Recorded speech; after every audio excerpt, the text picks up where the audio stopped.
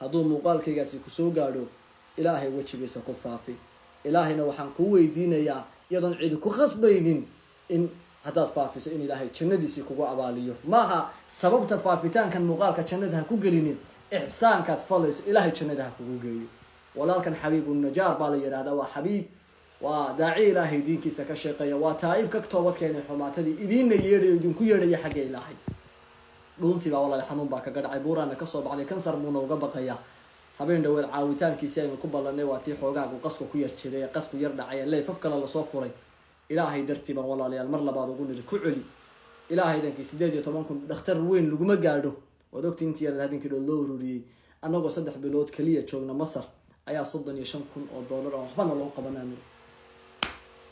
walaalayaal loogadaa nasaarta maqdacana ilaahay dartuu sheergalay oo u faafi walaalka si ay u gaadhaan insha Allah dadka samafalayaasha ah ee ilaahay dartii wax u tara in istusnimada la nuriidu minkum jazaan wala shukuran dadka ku shaqeeya say u gaadho maqdacaas